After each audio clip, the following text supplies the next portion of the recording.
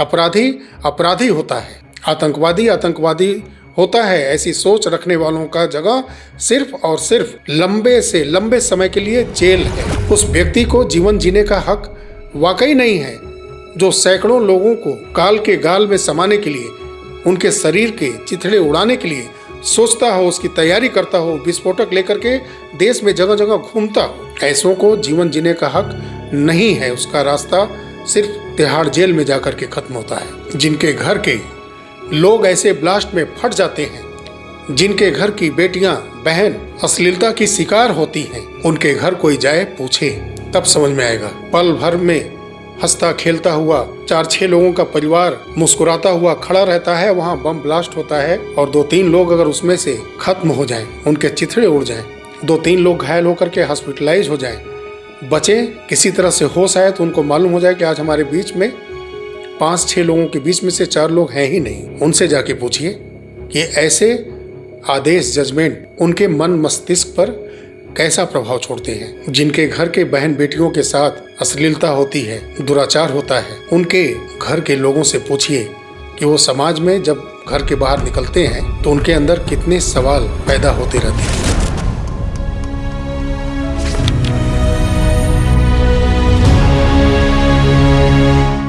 नमस्कार साथियों, दिल्ली के अंदर जो बम ब्लास्ट हुआ उसका एक केस के आर्डर पर असर पूरा दिखा। हम बात करेंगे सुप्रीम कोर्ट के ही 3 जजमेंट का, और इन तीनों केस में 3 बेंच की तरफ से अलग अलग लीगल इंटरप्रिटेशन दिया गया। सबसे पहले मैं एक जजमेंट का जिक्र करूंगा जो बॉम्बे हाई कोर्ट की तरफ से दिया गया था।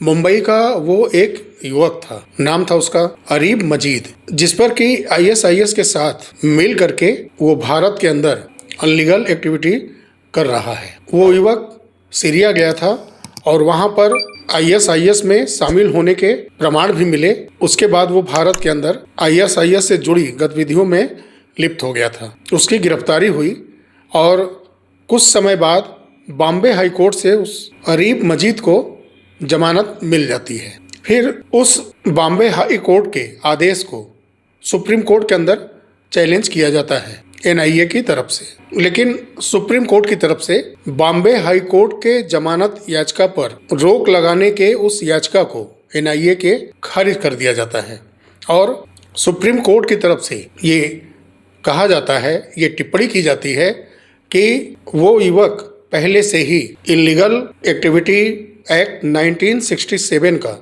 UAPA का सामना कर रहा है, मुकदमा वो लड़ रहा है। इस तरह से सुप्रीम कोर्ट की तरफ से टिप्पणियां करके NIA के याचिका को अगस्त 2021 में खारिज कर दिया जाता है। अब आते हैं ठीक इसी प्रकार के एक केस पर। यह case Madhya Pradesh high court से सुप्रीम कोर्ट पहुंचा था। मध्य प्रदेश हाई कोर्ट का आर्डर था इस व्यक्ति को जेल में रखना। आरोप यह है कि वो अपने घर पर ISIS का झंडा लगाया हुआ था और ISIS से जुड़ा हुआ इस्लामिक बुक उसके पास मिले। तब से उसके संदिग्ध गतिविधियों में लिप्त पाए जाने से, इलीगल एक्टिविटीज भारत के अंदर करने की वजह से मध्य प्रदेश हाईकोर्ट ने इस व्यक्ति की जमानत याचिका खारिज कर दी थी, जो कि 11 नवंबर को जस्टिस विक्रम नाथ जी और जस्टिस संदीप मेहता जी की बेंच सुनती है। तो इसमें याचिकाकर्ता की तरफ से जो सीनियर एडवोकेट थे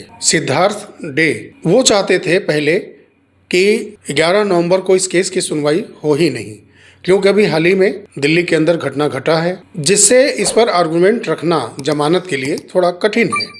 ऐसी परिस्थिति नहीं है कि वो कुछ ऐसा आर्गुमेंट रख सकें, क्योंकि इतना बड़ा विस्फोटक दिल्ली के अंदर ब्लास्ट किया गया है जिससे कई जानें चली गईं, चिथड़े उड़ गए लोगों के। तो वो अगली तारीख के लिए पहले प्रेयर करते हैं कोर्ट के समक्ष, लेकिन जस्टिस विक्रम नाथ जी और जस्टिस संदीप मेहता जी इस केस की सुनवाई करने के लिए तैयार होते हैं। याचिकाकर्ता के वकील सिद्धार्थ डे की तरफ से क्या कहा गया थोड़ा सुनिए आप। पहले जस्टिस ने कहा कि आरोपित व्यक्ति के तरफ से ये स्वीकार किया गया है कि कई आपत्तिजनक मटेरियल वहां पर मिले हैं और उसको वो व्यक्ति स्वीकार भी किया है। तो उस पर जवाब देते हैं याचिकाकर्ता के वकील एडवोकेट सिद्धार्थ डे जी, उनका कहना था कि मेरे मुवक्किल के पास सिर्फ इस्लामिक साहित्य बरामद हुए थे। तब फिर कोर्ट की तरफ से कहा जाता है कि इस आरोपित व्यक्ति के ऊपर आईएसआईएस जैसा मॉडल विचारधारा फैलाने के लिए एक व्हाट्सएप ग्रुप तैयार किया गया था। तब याचिकाकर्ता के एडवोकेट सिद्धार्थ डे जी की तरफ से कहा गया कि एनआईए की तरफ से ऐसा कहलवाने के लिए प्रोटेक्टेड विटनेस की तरफ से जो कहा गया वो दबाव में कहा गया, इसलिए उस प्रोटेक्टेड विटनेस ने ये गवाही दी है कि आईएसआईएस जैसा एक विचारधारा व्हाट्सएप ग्रुप बना करके संचालित किया जा रहा था। तब वहां पर जस्टिस ने सवाल किया, छोड़िए सारी बातों को, अब बताइए जब आपने आईएसआईएस मॉडल जैसा ग्रुप बनाया और उसका झंडा लगाया तो इसके पीछे मकसद क्या था? याद होगा मैंने दिल्ली ब्लास्ट का एक वीडियो अपने चैनल पर बना रखा है, उसमें मैंने यही सवाल किया था। आज से 3 दिन पहले वीडियो मैंने अपलोड किया अपने चैनल पर कि जो ये किया गया दिल्ली के अंदर, जिन सुसाइडर बम्बर के द्वारा वो कृत किया गया, आखिर उसका उद्देश्य क्या है? जो ऐसी आतंकवादी घटनाएं की जाती हैं, आखिर उसका उद्देश्य क्या है? और मैंने सभी धर्म पंथ मजहब का नाम लेते हुए प्रश्न किया था। कुछ वैसा ही मिलता जुलता प्रश्न जस्टिस विक्रमनाथ जी की तरफ से और जस्टिस संदीप मेहता जी की तरफ से किया गया कि आईएसआईएस जैसा मॉडल विचारधारा का ग्रुप और आईएसआईएस का झंडा लगा करके समाज के अंदर क्या साबित करना चाहते थे, उसका मकसद क्या था। फिर वहाँ सिद्धार्थ डे जो सीनियर एडवोकेट हैं याचिकाकर्ता की तरफ से बोलते हैं, ऐसी कोई योजना सोशल मीडिया व्हाट्सएप ग्रुप बनाने से इसके पीछे कोई साजिश है ये नहीं कहलाता है। यानी कि एक व्हाट्सएप ग्रुप बनाया गया जिसमें कि आईएसआईएस जैसा विचारधारा सबके सामने रखा गया, आईएसआईएस का फ्लैग लगाया गया, फिर भी इसके बावजूद वो साजिश नहीं कहलाएगा। यह है एडवोकेट की तरफ से आर्गुमेंट जो कि कोर्ट के समक्ष रखे गए। एडवोकेट की तरफ से यह भी कहा गया कि अगर मैं मन में सोचता हूं कि किसी स्थान को उड़ा दूं, यानी कि जिस तरह से दिल्ली के अंदर ब्लास्ट हुआ उस तरह से अगर कोई व्यक्ति ये सोचता बस है कि मैं उस स्थान को विस्फोटक से उड़ा दूंगा, तो ये सोचना कोई अपराध नहीं है। आप गहनता से सोचिए, एडवोकेट की तरफ से जो आर्गुमेंट दिए जा रहे हैं उसको ध्यान से आप सोचिए कि ये हमारे देश के एडवोकेट अपने देश के बारे में क्या सोचते हैं, कैसे कैसे आर्गुमेंट सुप्रीम कोर्ट के अंदर जस्टिस के सामने रख रहे हैं, उनके मन में अपने देश की सुरक्षा के प्रति कैसे विचार हैं। फिर जस्टिस की तरफ से कहा गया कि प्राइम फेस में ये आरोप सिद्ध होते हैं कि आपने आईएसआईएस मॉडल बनाने की कोशिश की, सोशल मीडिया के माध्यम से, व्हाट्सएप ग्रुप के माध्यम से आईएसआईएस का फ्लैग इस्तेमाल किया, ये आरोप सिद्ध होता है। फिर जस्टिस ने कहा कि आप पर देश में आतंक फैलाने का आरोप है, आपकी गतिविधियां समाज की शांति और सभ्यता को प्रभावित करती हैं। फिर वहाँ सिद्धार्थ डे जो सीनियर एडवोकेट हैं याचिकाकर्ता की तरफ से बोलते हैं कि मेरे मुवक्किल के पास किसी प्रकार का कोई विस्फोटक पदार्थ आरडीएक्स बरामद नहीं हुआ है। मेरा मुवक्किल 70% विकलांग है और पिछले 2.5 साल से जेल में बंद है। यानी कि मध्य प्रदेश हाईकोर्ट के आदेश के बाद 2 साल और उसके पहले 6 महीने से वो जेल में बंद है व्यक्ति। 70% वो व्यक्ति विकलांग है। आप सोचिए कि वो व्यक्ति 70% विकलांग है, फिर भी आईएसआईएस के लिए काम करता है, ग्रुप बना रखा है, इस्लामिक स्टेट का झंडा लगाए हुए है। इन सब सारी दलीलों के बाद जस्टिस ने इस व्यक्ति को जमानत देने से इनकार कर दिया। 6 जनवरी 2025 के कोर्ट के दिए गए आदेश को सुप्रीम कोर्ट ने बरकरार रखा, जमानत याचिका खारिज कर दी और आदेशित किया कि अगले 2 वर्ष के अंदर ट्रायल कोर्ट के द्वारा इस केस की सुनवाई पूरी की जाए। अगर इतने समय के अंदर सुनवाई पूरी नहीं की जाती है तब जमानत के लिए याचिका सुप्रीम कोर्ट में दी जा सकती है। और मध्य प्रदेश हाई कोर्ट ने सारे एविडेंस देखे थे, किस तरह से आईएसआईएस के लिए यह व्यक्ति प्रोग्रामिंग किया करता था। कुछ किताबें, कुछ ऑडियो वीडियो रिकॉर्ड, ये एविडेंस देख करके ही हाई कोर्ट ने जमानत याचिका खारिज की थी और उसी बेस पर सुप्रीम कोर्ट ने भी जमानत याचिका खारिज की। एक यहाँ सवाल बनता है कि एक 70% विकलांग व्यक्ति, पहले तो NIA court, Madhya Pradesh high court, इन जगहों पर केस लड़ता है। ध्यान दीजिए, 70% विकलांग व्यक्ति, उस व्यक्ति के पास आमदनी का स्रोत क्या है कि जो मध्य प्रदेश हाई कोर्ट तक पैसा खर्च करता है और केस लड़ता है। और फिर supreme court senior advocate Siddharth day 20 से 30 लाख पर हेयरिंग का सुनवाई में खर्च ऐसे व्यक्ति कैसे वहन कर रहे हैं? कहां से ये पैसा आ रहा है? 70% विकलांग व्यक्ति सुप्रीम कोर्ट के अंदर का 20 से 30 लाख पर हेयरिंग का खर्च कैसे दे रहा है इतने सीनियर एडवोकेट का? और इस सीनियर एडवोकेट की अपने देश के प्रति विचारधारा देखिए आप। देश में कहीं भी वो व्यक्ति आईएसआईएस विचारधारा को फैलाते हुए कितने युवाओं को गुमराह करेगा। देश में कहीं भी प्लानिंग करके विस्फोटक से विस्फोट किया जाएगा, सैकड़ों लोगों की जानें जा सकती हैं, चिथड़े उड़ सकते हैं, जैसा दिल्ली में हाल ही में हुआ, या 2011 तक लगातार कई वर्षों से ऐसे पूरे देश में विस्फोटक से दहलाया जाते थे देश को। ऐसे एडवोकेट के विषय में आप क्या कहना चाहेंगे और ऐसे विकलांग व्यक्ति के बारे में क्या सोचते हैं आप कि जो 70% विकलांग हो और सुप्रीम कोर्ट में 20 से 30 लाख पर हियरिंग का खर्च कैसे वहन करता है? कहां से ये पैसे आते हैं? सोचिए आप, 40 से 60 हजार के बीच में सैलरी मिलती है कांस्टेबल को। हमारी जांच एजेंसियां, टास्क फोर्स अपने जान पर खेल करके ऐसे आतंकवादियों को इतने कम वेतन के बावजूद जान पर खेल करके पकड़ते हैं, जबकि ये एजेंसियां, ये लोग ऐसे आतंकवादियों के सीधे निशाने पर होते हैं। कितने लोगों की संदिग्ध हत्याएं कर दी जाती हैं, फिर भी वो देश के लिए काम करते हैं। और एक सीनियर एडवोकेट के दिल में अपने देश के प्रति क्या भावना है कि वो अपनी फी के लिए, एक अच्छी कमाई के लिए ऐसे देशद्रोहियों का केस लड़ते हैं और इस तरह से देश विरोधी आर्गुमेंट भी रखते हैं। मुझे याद आ गया, जो कुछ समय पहले एक रेप केस की सुनवाई हो रही थी, अटेम्प्ट टू रेप, जिसमें कि जस्टिस ने कहा था कि पायजामे के नाड़े खोलना रेप से मायने नहीं रखता, यानी महिला के वस्त्र को छूना, उसे खोलना, ये अश्लीलता रेप के दायरे में नहीं है, इसलिए रेप का केस नहीं चलेगा, ये जस्टिस ने कहा। और उस समय उस केस की सुनवाई में एडवोकेट की तरफ से आर्गुमेंट भी जो रखे गए, इस तरह से दलीलें दे करके उस पीड़िता को न्याय देने से वंचित रखा गया और उस व्यक्ति को रिहा किया गया। लेकिन सीनियर एडवोकेट सिद्धार्थ डे जी की तरफ से कैसी विचारधारा के साथ कोर्ट के समक्ष दलीलें रखी गई, ये चिंता का विषय है। अभी हाल ही में एक दिन पहले ही सुनवाई हुई निठारी कांड का, जिसमें कि सुरेंद्र कोली को बरी कर दिया गया।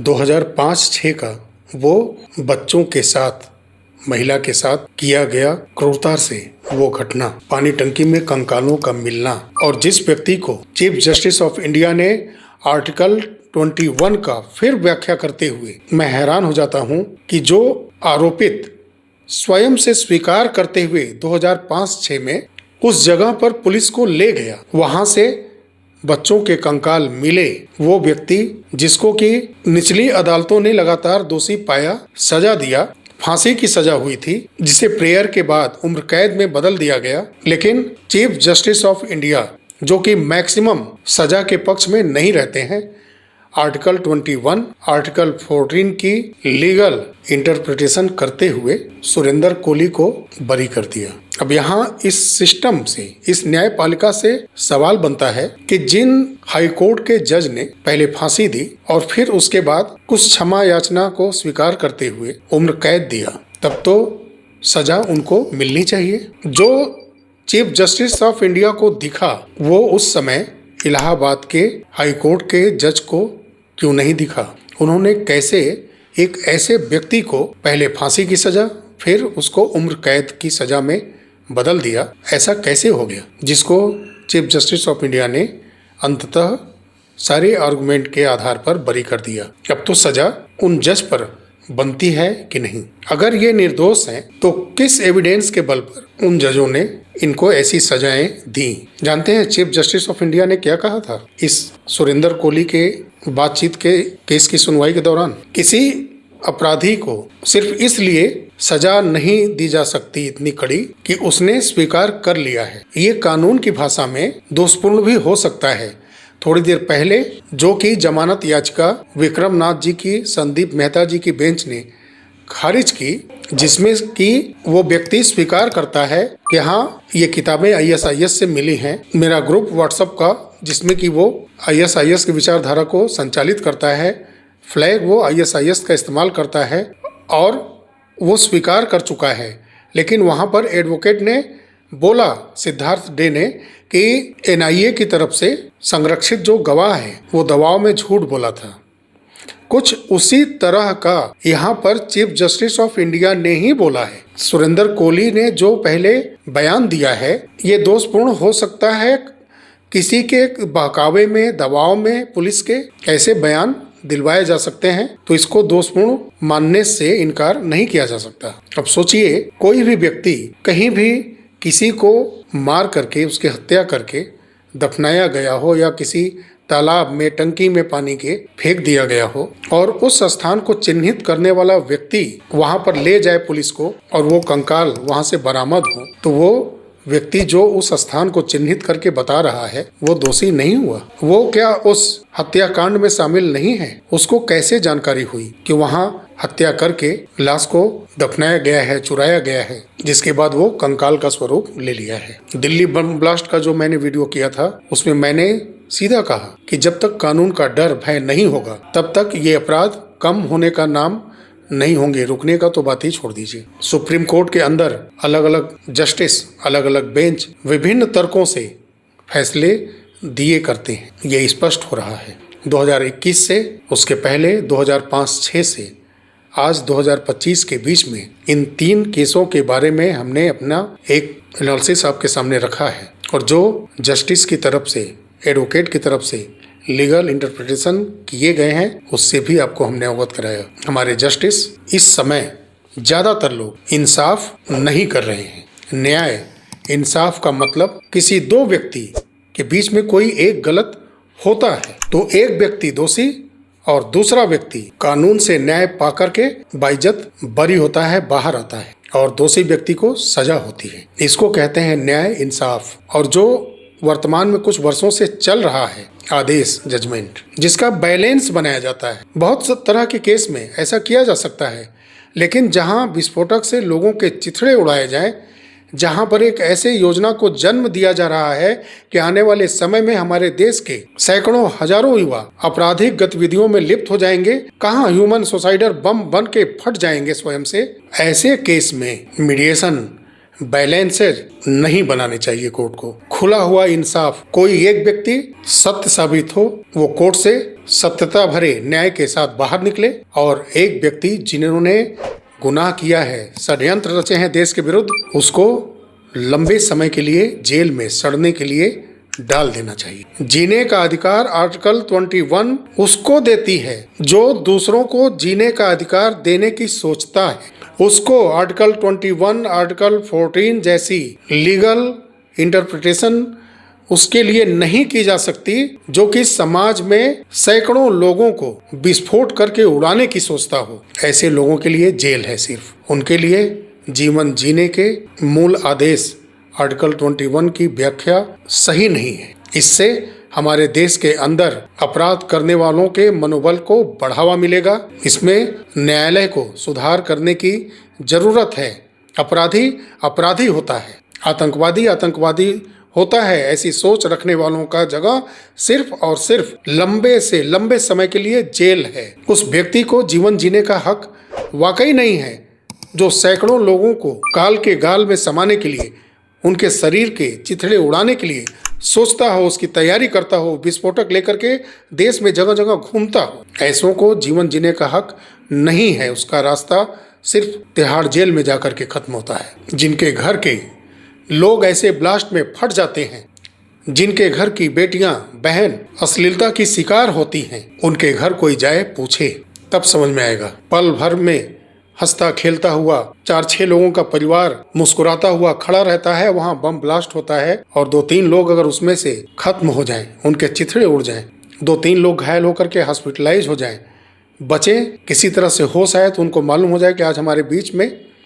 5-6 लोगों के बीच में से 4 लोग हैं ही नहीं। उनसे जाके पूछिए कि ऐसे आदेश, जजमेंट उनके मन मस्तिष्क पर कैसा प्रभाव छोड़ते हैं। जिनके घर के बहन बेटियों के साथ अश्लीलता होती है, दुराचार होता है, उनके घर के लोगों से पूछिए कि वो समाज में जब घर के बाहर निकलते हैं तो उनके अंदर कितने सवाल पैदा होते रहते हैं। निर्भया कांड याद है ना आपको? उस दिन 5 बजे भोर में उसको फांसी पर लटकाना था शायद, तब तक कोर्ट खुला था। लगातार फांसी रुकवाने के लिए इसी समाज के हमारे बीच के लोग प्रयासरत थे। निर्भया कांड दिल्ली का सबसे बड़ा अब तक का दरिंदगी भरा दुराचार कांड था।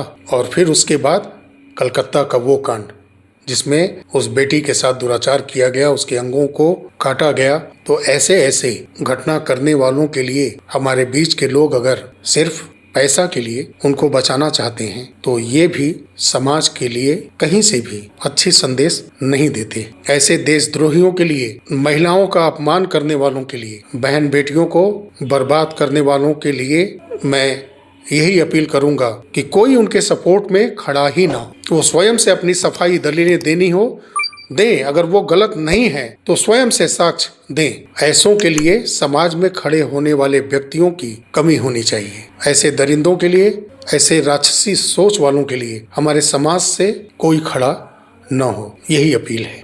चलिए साथियों, मिलते हैं अगले वीडियो में। तब तक के लिए नमस्कार। जय हिंद, जय भारत, वंदे मातरम।